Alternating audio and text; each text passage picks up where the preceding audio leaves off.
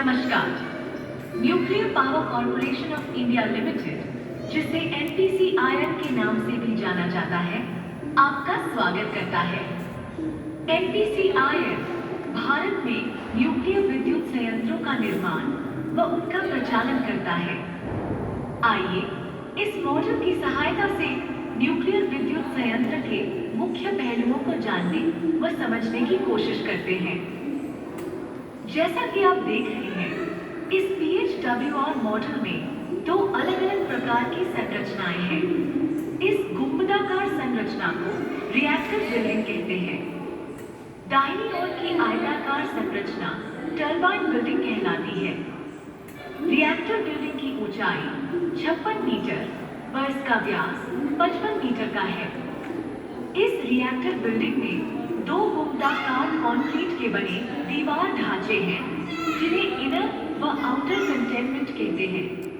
गुंबदों की इन दोनों दीवारों के बीच में 2 मीटर का खाली स्थान होता है। रिएक्टर बिल्डिंग का वायुमंडलीय दाब रिएक्टर भवन के बाहर के दाब से कम रखा जाता है। दाब में इस अंतर के कारण रिएक्टर बिल्डिंग के भीतर की हवा का रिसाव बाहरी वातावरण में नहीं हो पाता है। किसी भारी पानी न्यूक्लियर विद्युत रिएक्टर का मुख्य भाग एक विशाल नलीनुमा वेसल होता है, जिसे कैलेंड्रिया कहते हैं। यह रिएक्टर भवन के लगभग बीच में स्थित होती है।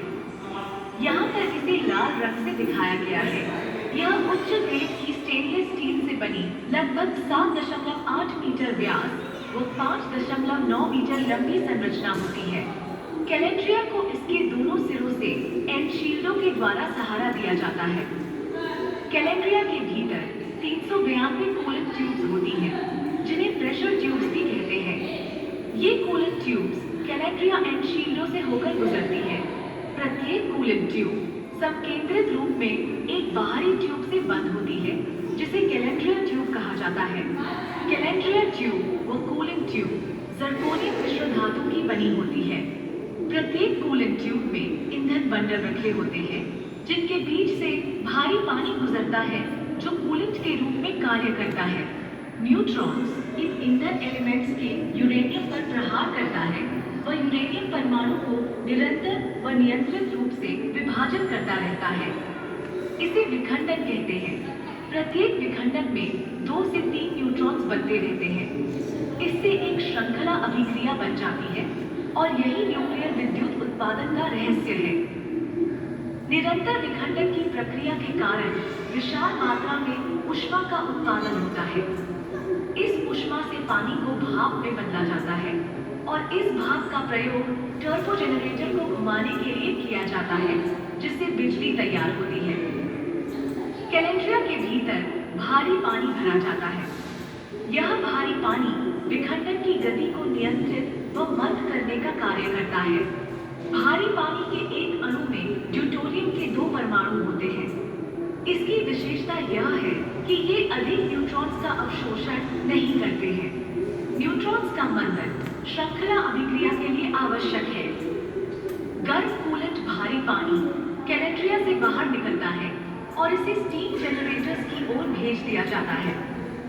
कैलेंड्रिया के ऊपर 4 स्टीम जनरेटर्स को सिल्वर ग्रे व पंप को हरे रंग से दर्शाया गया है। गर्म भारी पानी इस ऊष्मा को एक अलग परिपथ में साधारण पानी को स्थानांतरित कर देता है। इससे उच्च दाब वाली भाप बनने लगती है। इस दाब युक्त भाप को स्टीम पाइपों द्वारा टरबाइन बिल्डिंग में ले जाया जाता है। इन पाइप्स को नारंगी रंग से दर्शाया गया है। टरबाइन जनरेटर असेंबली या टर्बो जनरेटर दाहिनी ओर की आयताकार बिल्डिंग में लगे होते हैं। यह भाप टरबाइन ब्लेडों पर उच्च शक्ति से प्रहार करती है और उन्हें घुमा देती है। इसके कारण टरबाइन से जुड़े हुए जनरेटर्स भी घूमने लगते हैं और बिजली बनने लगती है। इस बिजली को एक स्विच यार्ड व ट्रांसमिशन प्रणाली के माध्यम से उपभोक्ता तक पहुंचा दिया जाता है। टरबाइन पर अपना कार्य पूरा करने के पश्चात यह भाप पानी के रूप में कंडेंसर में वापस संघनित हो जाती है, जिसे ठीक टरबाइन के नीचे नीले रंग से दिखाया गया है। पुनः प्रयोग के लिए गर्म पानी को फिर से स्टीम जनरेटर्स तक पहुंचा दिया जाता है। आइए वापस रिएक्टर बिल्डिंग के कैलेंड्रिया पर चलते हैं।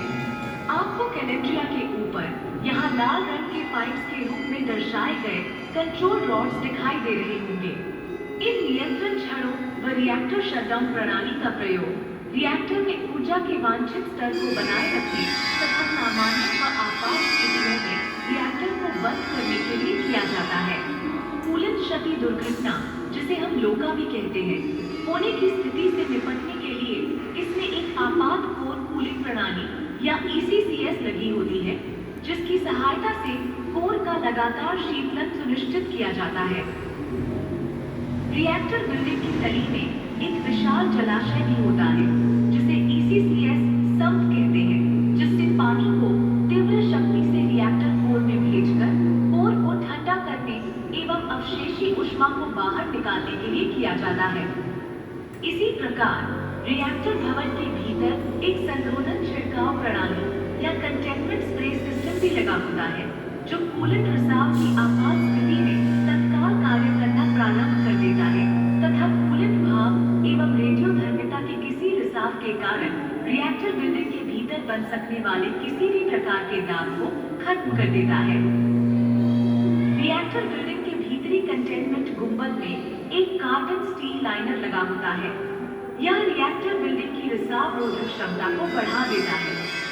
किसी भी न्यूक्लियर संयंत्र का नियंत्रण योग्य, प्रशिक्षित व लाइसेंस धारक प्रचालकों द्वारा किया जाता है। रिएक्टर की इन चुप-मुख एक से अधिक संख्या में विविधतापूर्ण व स्वतंत्र रूप से कार्य करने वाली ऑटोमेटेड कंप्यूटराइज्ड सेफ्टी सिस्टम के माध्यम से मानवीय चूकों को न्यूनतम कर दिया गया है। ये प्रणालियां स्वतः ही रिएक्टर को सुरक्षित ढंग से बंद कर देती है। इनमें अनेक प्रकार की सेफ्टी सिस्टम्स हैं, जिनमें वे पैसिव सिस्टम भी शामिल है, जो बगैर बिजली या मानवीय हस्तक्षेप के स्वतः ही कार्य प्रारंभ कर देती है, जैसे passive decay heat removal system व पैसिव ऑटो कैटालिटिक रिकम्बाइनर्स आदि। इन कारणों से ही ये 700 मेगावाट PHWR रिएक्टर अत्याधुनिक व सुरक्षित न्यूक्लियर विद्युत रिएक्टर माने जाते हैं। हमें अपना अमूल्य समय देने के लिए आपका बहुत बहुत धन्यवाद। आपका दिन शुभ हो।